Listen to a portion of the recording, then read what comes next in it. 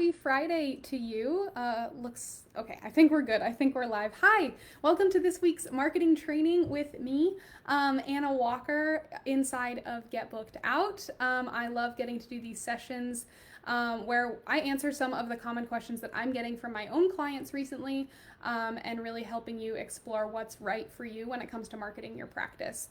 Today we're talking about social media, which is something that I feel like the advice therapists get isn't setting expectations the right way. And I want to do a little bit of myth busting today to make sure that you're approaching social media in the right way, and that you're expecting the right things out of it, and then it's falling in the right place when it comes to marketing your practice. So that's what we're talking about today. Before I jump in, I just wanted to thank you for sharing in our excitement, sharing the news regarding the little girl that is on her way in February. My husband and I are very excited.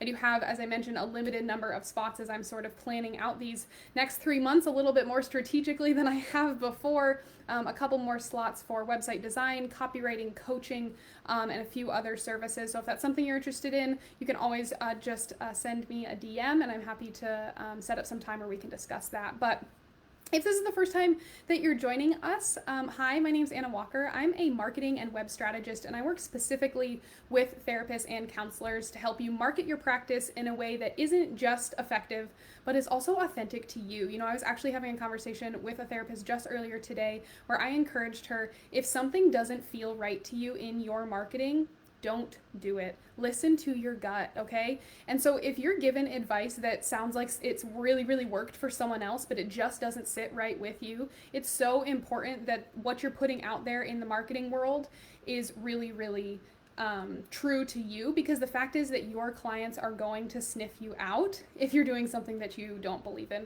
Jocelyn, thank you for that sweet compliment. I loved getting to work with you, and you've seen so much growth just in these last couple months, so I appreciate that. All right, let's dive into talking about social media. Is social media the right thing for your practice? Now, a lot of times I will ask someone, get on a strategy session, or they'll join the group, and I'll say, hey, what's your private practice URL? And they won't have a website yet, but they'll give me their Facebook page. Totally fine, because I know that one of the first things you're often told when you start a private practice is to get on social media.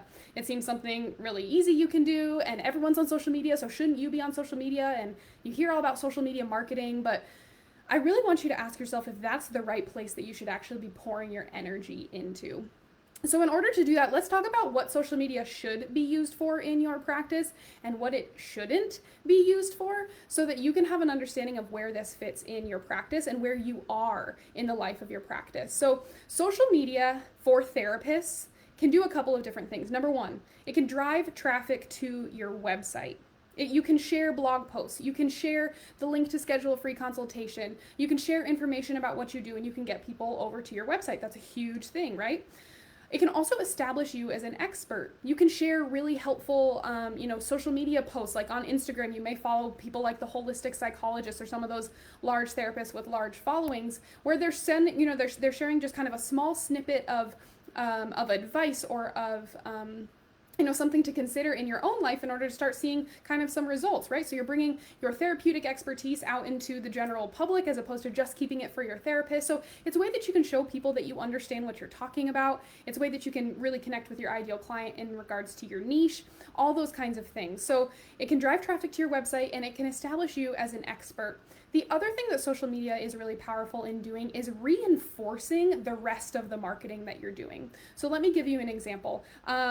Katie, who's a member of our group, she's actually going to be on for next week's training to talk about intake calls, but she has talked about how oftentimes someone will find her on Psychology Today, they'll jump over to her website, and then they'll jump over into Facebook to learn more about her. And all of a sudden, that has created this reinforcement, right, about all the great work that she does and who she serves and the way that she can help this ideal client type. And Facebook, her social media has started to really supplement and reinforce the other types of marketing that she's doing.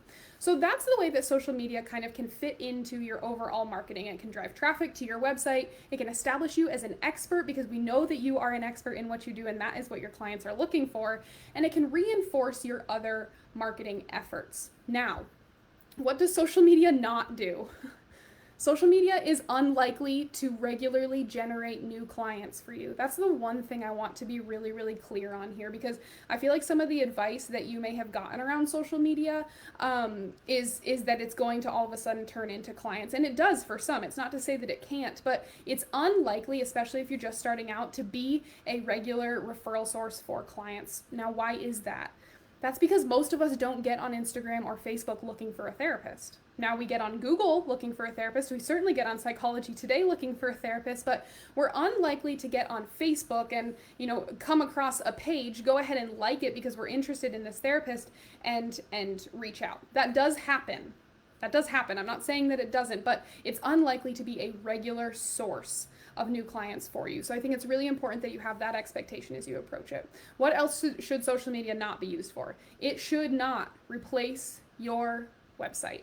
It should not replace your website. Now, a couple of reasons.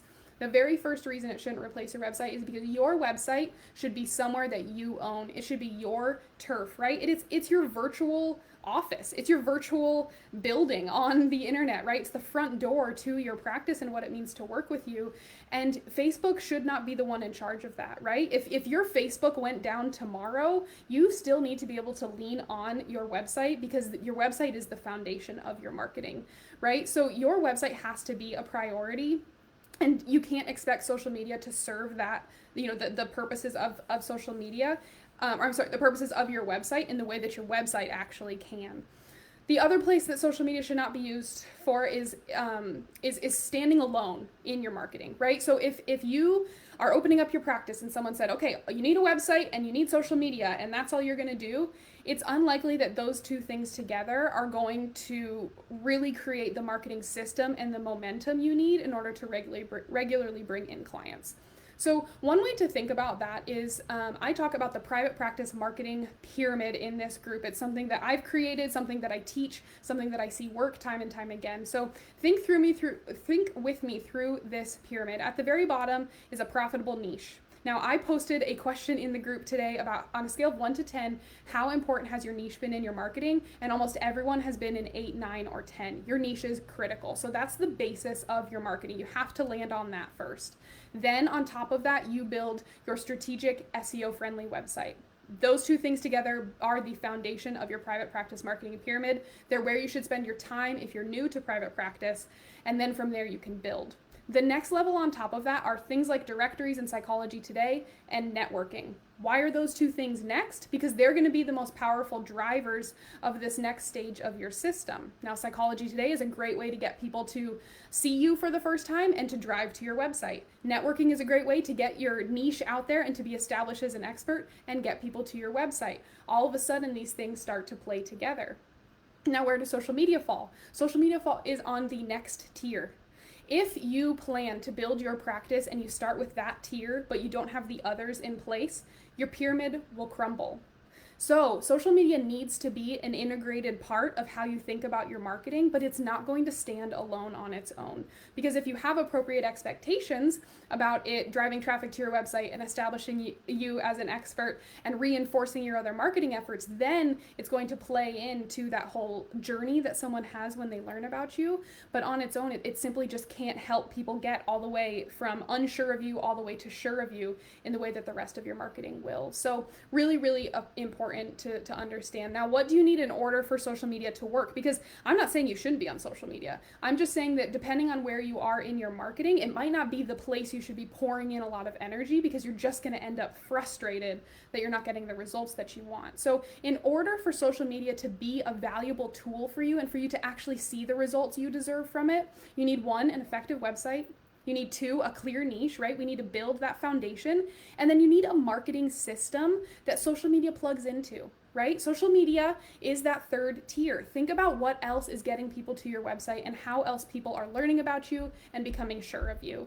And if those things aren't happening, then we can go ahead and maybe put social media to the side as far as the amount of time you spend on it, and instead be pouring your effort into things like having a great Psychology Today profile, getting your name out there with other providers, be those doctors, be those other therapists, be those pastors or occupational therapists, whatever that is.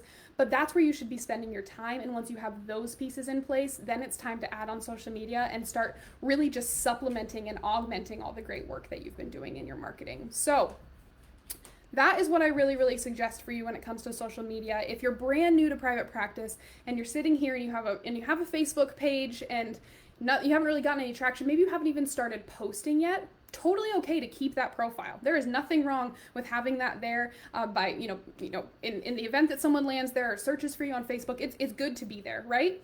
But limit the energy that you put into the bigger pieces, limit the energy you put into social media until you have those bigger pieces of your marketing in place, so that we're not wasting time, right? I don't want you to waste energy on things that don't give you results. And so let's pour your energy into things that really, really matter. And then let's add social media and other things like that as a cherry on top. I want you to have really clear expectations about what social medias can and can't do for your practice, so that you know where to add it in and where to not. Right? I want you, if your website isn't where it should be and you're not getting the results you want from Psychology Today, then table social media for now. Spend the next 2 weeks working on your website. Spend the next, over the weekend working on your Psychology Today profile, but focus there, then add it on top. That is really, really what I want you to take away from today, and have a really clear understanding of how social media does and doesn't work when it comes to marketing, so that your expectations are clear there. That is what I have for you. This was a quick one. I know I talked really fast, but social media is such a great tool for you when it's used right.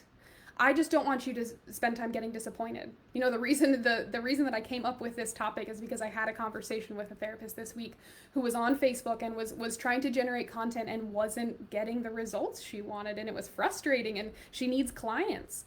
And so my number one suggestion was, okay, let's pause that. Let's pour into the things that are actually going to give you more return on your energy right now, so that when those things are running, because that's the beauty of these the first two tiers of your website, of your marketing, is once they're running, they just run. Social media is something that then you can add on top and start pouring your energy into, and it ultimately can be something you really, really enjoy, and something that your clients really value, because it's yet another way that you show them how you are the expert that they are ultimately looking for.